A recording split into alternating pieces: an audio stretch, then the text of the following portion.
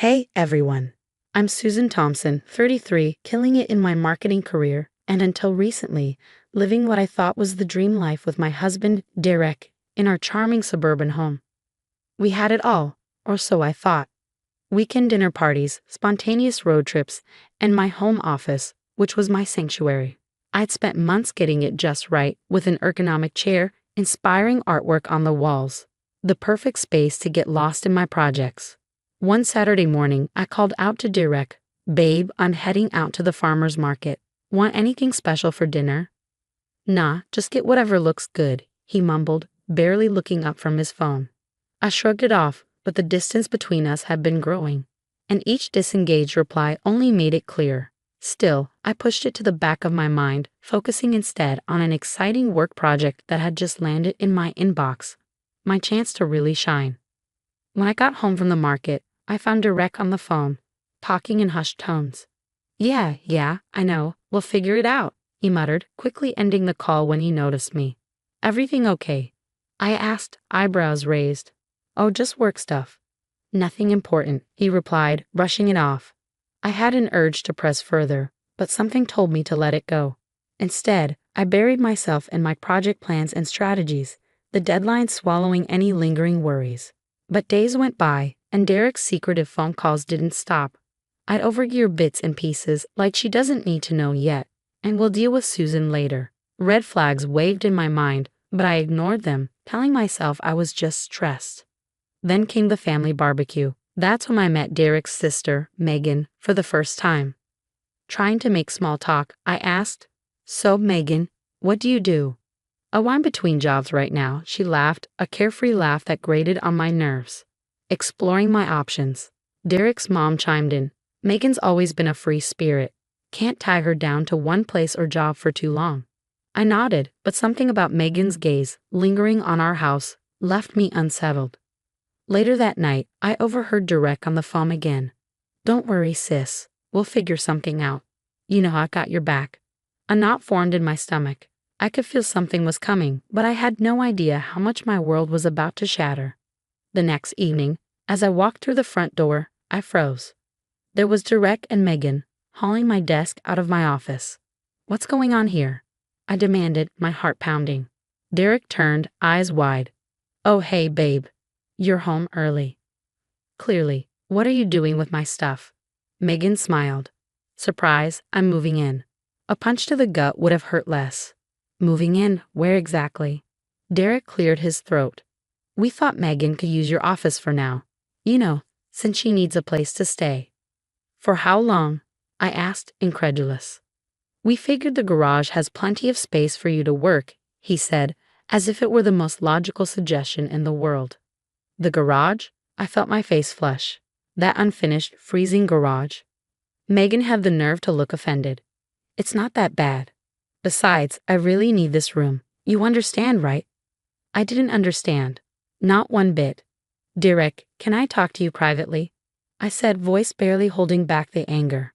"In the kitchen," I hissed. "How could you make this decision without even talking to me?" Derek crossed his arms.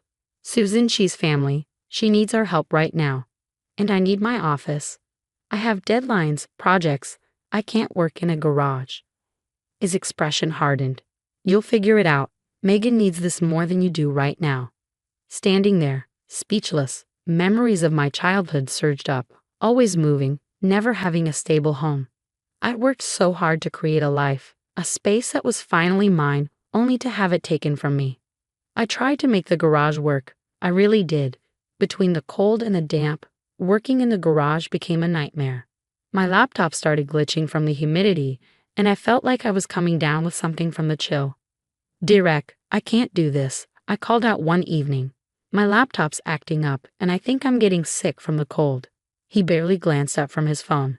"Just wear a sweater. You'll be fine." Meanwhile, Megan was living it up in my office, my sanctuary. One day, I overheard her on the phone, her voice dripping with mock sweetness. "Yeah, it's great here. Free food, nice room. Susan's a bit uptight, but Derek keeps her in line." I saw red. Bursting into the room, I couldn't hold it back. "Keeps me in line? This is my house, Megan. You're a guest here." "Whoa, chill out. No need to be so sensitive, she shot back, unfazed. Before I could respond, Derek rushed in, looking between us with wide eyes. What's going on here? Megan put on her best innocent face. I don't know, Susan just started yelling at me. Seriously? Susan, what's your problem? Derek snapped. Megan's going through a tough time. Can't you be more understanding? I couldn't believe my ears. As I stormed out, a rush of childhood memories hit me. My mom always put everyone else before herself. Always before me. I promised myself I'd never be like that. Yet here I was, pushed aside in my own home. That night, as I lay in bed, I overheard Derek and Megan talking. Don't worry about Susan, Derek was saying. She'll get over it. You can stay as long as you need. I turned over, tears silently streaming down my face. How had it come to this? The stability I'd fought so hard for was slipping away, and the one person I trusted to have my back was the one tearing it all down. As I drifted into an uneasy sleep, one thought echoed in my mind.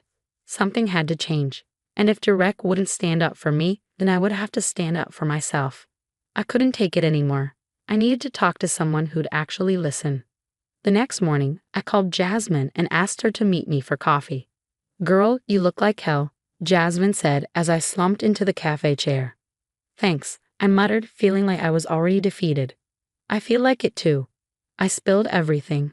Megan taking over my office, the garage, Derek's attitude, everything.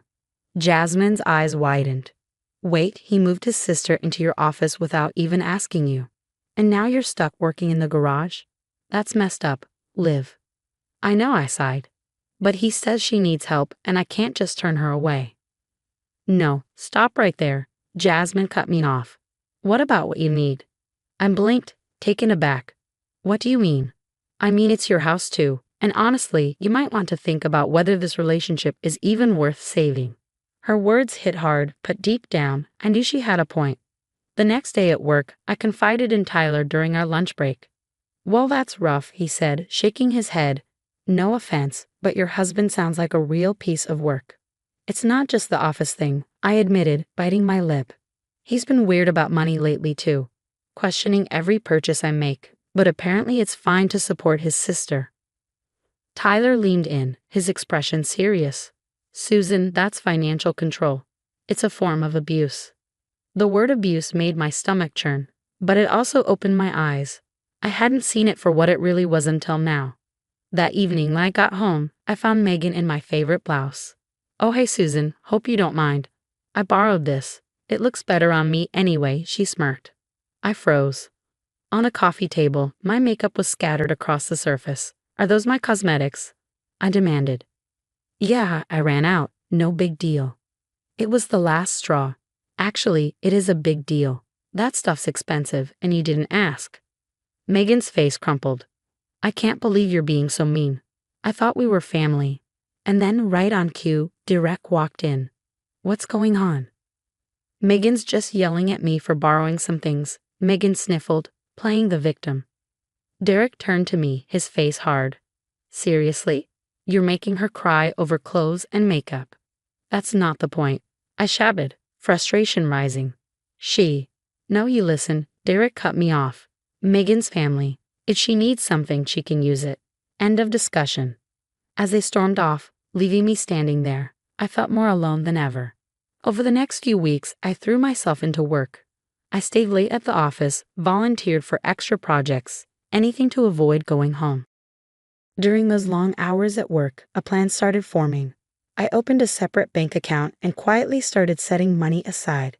I researched apartments in the city, closer to work, and even reached out to a divorce lawyer to explore my options. One night, as I sat in the cold garage trying to finish a report, I overheard Derek and Megan laughing in the kitchen. They were planning a weekend trip, just the two of them.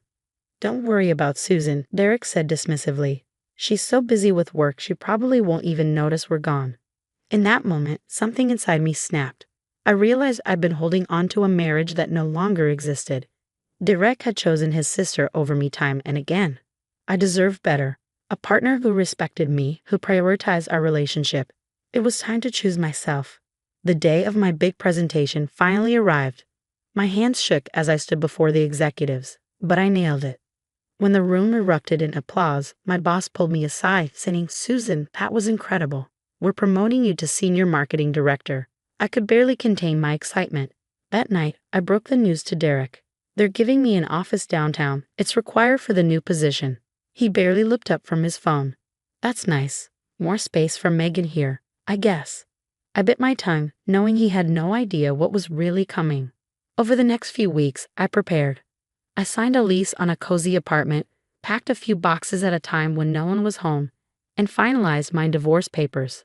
On moving day, I waited until Derek and Megan left for their weekend trip. Then I sprang into action, loading my car with everything I carefully stashed away. As I placed my wedding ring and a letter explaining everything on the kitchen counter, I felt a mix of sadness and relief. This house, once my dream home, now felt like a prison I was finally escaping. I took one last look around, then walked out the door, closing that chapter of my life behind me. Months passed, and life found a new rhythm. My promotion brought challenges, but I thrived. I made new friends at work, reconnected with old ones, and slowly began to heal. One Friday night, I met up with Jasmine for drinks. "Girl, you look amazing. How's the new place?" she asked, raising her glass. I couldn't help but smile. "It's perfect. All mine. No freeloaders allowed." We laughed, and for the first time in years, I felt truly free. "So," Jasmine said with a mischievous grin, "ready to get back out there? There's this cute guy in my yoga class." I felt a flutter of excitement. You know what? Maybe I am. As we chatted, my phone buzzed with a text from Tyler. "Guess who I just saw at the unemployment office? Derek and Megan." I shook my head, feeling a strange mix of emotions. Karma's a funny thing. Later that night, curled up on my couch with a good book, I reflected on how far I'd come. The scared, insecure woman who once let others walk all over her was gone. In her place was someone stronger, more confident, fiercely protective of her own happiness. There were still tough days and moments of doubt, but looking around at the life I'd built, I knew I'd made the right choice. As for Derek and Megan, they were learning the hard way that actions have consequences. And me? I was too busy embracing my new life to look back.